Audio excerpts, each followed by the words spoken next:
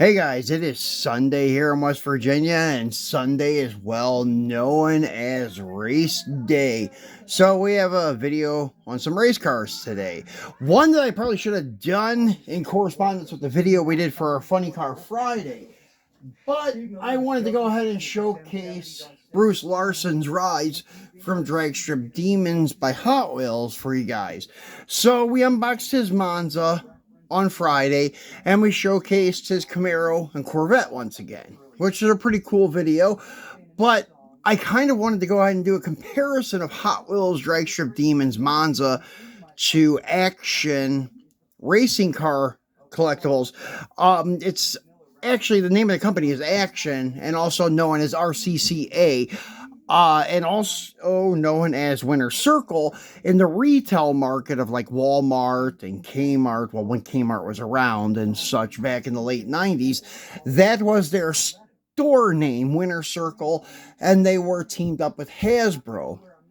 But in the hobby shops and such, they were known as Action and RCCA. Pretty big company. If you were into race cars and diecast race cars, especially NASCAR, but they did quite a bit with NHRA too. And a couple weeks ago, I showed you one of those cars. It was this guy here. This is John Force, Brute Force, Monza funny car. I'm not sure what year it was, 76 maybe it was, I'm not sure. And I showed you like one of the downsides of a lot of the action stuff that I've noticed on the 164th funny car and NASCAR stuff is the paint rashing. As you can see, there's some paint rash still in the roof, even though I took some rubbing compound and hit it.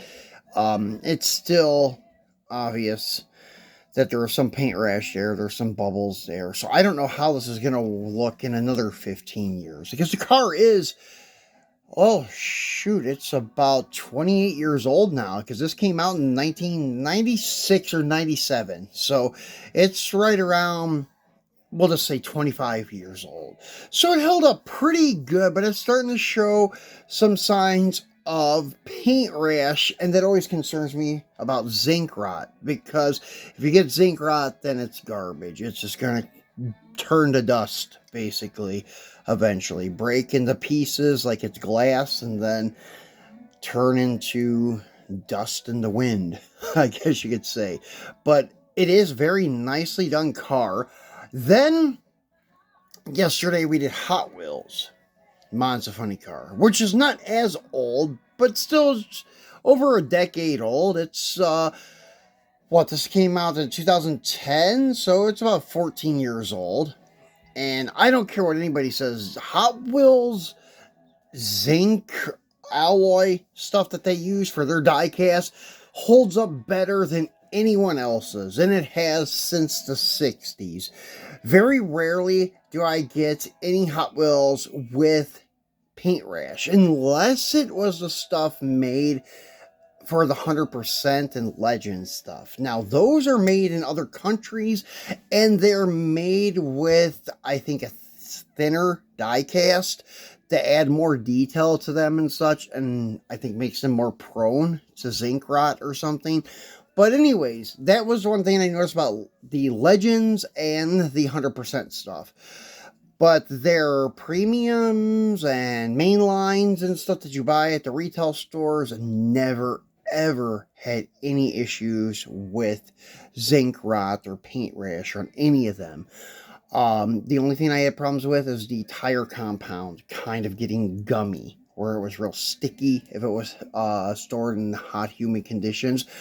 And some of the chrome yellowing, and even the white paint's yellowing. Now, this one is kind of yellowed a little bit, but that's part of the pearl, I think, because all my pearl white cars from Hot Wheels are like that.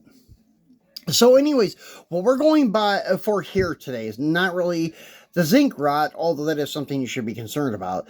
It is who did it better. And honestly, to tell you the truth, like looking at these two cars, nose to nose, side by side, I actually favor the Hot Wheels. I love the stance of the Hot Wheels and the wheels and tires of the Hot Wheels. It just looks badass. But back in that time, they were not running that style wheel at all. They were running exactly what is on the brute force, the center lines, the solid style aluminum wheel.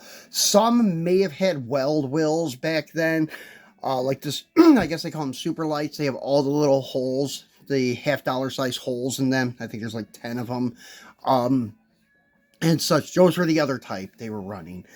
But so the wheels and tires on this are more era correct. This is ahead of its time. Like that style wheel for the front is something that you would see nowadays, like a really thin, narrow, 5-spoke, bigger diameter and such. Because back in the 70s, they were still only 15s. Nowadays, the funny cars may be running 16s or 17s or something like that on the front. I'm not sure. It still may be like the 15s, I'm not sure, but they just look bigger. Maybe it's just a style that gives it that look. The rear wheel, however, is a little bit beefier. It's not some like American 5-spoke looking wheel or Krager wheel. It's more of like what they would call like the Convo Pros. I know there's different ones nowadays. I've been out of the drag racing thing since like the early 2000s, so I know there's more advanced wheels now.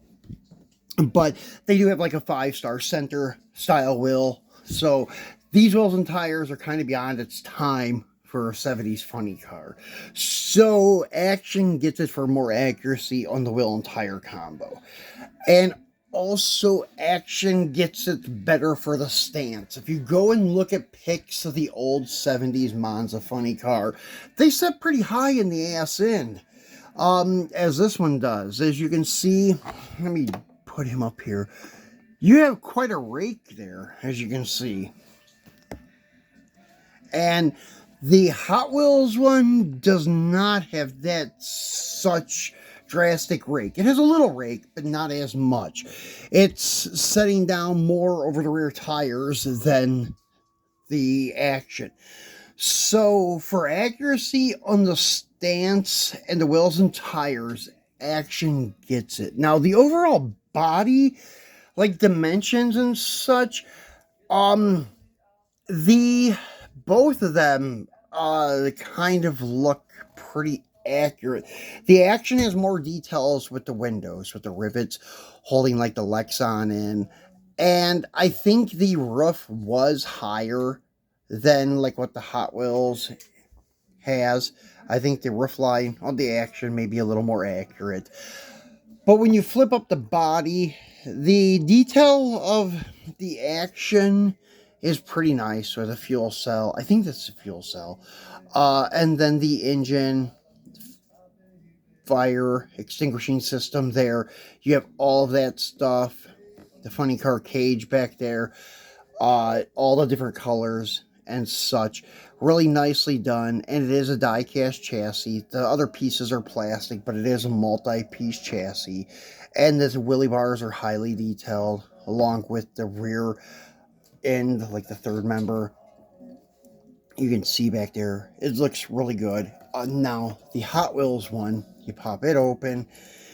It's a little better than they used to be from the 70s. It does have a plastic engine that is separate from the base, and it does have a prop. This actually comes with a prop too, but it's a separate piece, and it's more realistic than the Hot Wheels one.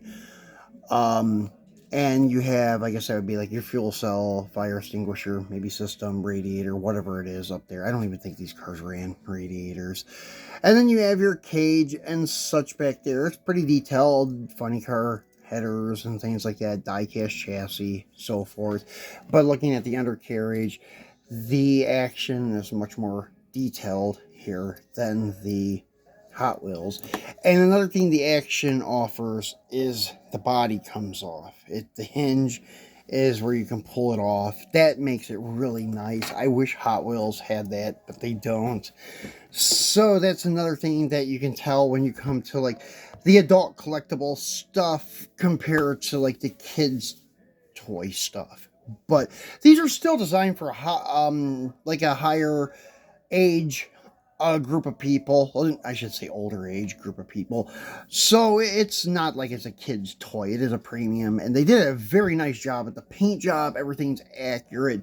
So overall, I would have to say the Action RCCA is the more accurate. But to be honest with you guys, I still favor the Hot Wheels one. I guess it's because of the stance, and the body is a little bit wider, so it gives it, a more, proportionally correct look, even though this is more correct because the nose comes down and makes the front of the body much thinner than the back, whereas you can see the Hot Wheels isn't as thin in the front as the Action. This is more accurate. So, have to give it the Action for the accuracy, but for the collectability and the overall look, I have to say I still favor Hot Wheels. But the Action's cool, and the Action is correct. But the Hot Wheels is still the winner for me. But anyways, you guys be the judge. They're both great pieces to have for your collection. The Action is much more affordable, but as I said, be careful with the paint rashing and the zinc rot. The hotter and humid conditions make it worse. So be sure you think of that when you buy the car, where it's coming from, if you buy it on eBay, and also where you live. Be sure you think about it where you store these things too. So anyways, guys, that's it for our Sunday race day comparing the Chevy Monza funny car of Hot Wheels in action. I hope you enjoyed it, and we will be back again tomorrow with our Mopar Monday, and we're going to do a modern Mopar. We are unboxing the new Tarmac Miho LBWK Challenger Hellcat, and we're bringing back the other two, so you'll see all three of them. We're unboxing the new red one, and we'll have the green and white one there for you to look at too. So thanks for watching, guys. We'll see you tomorrow.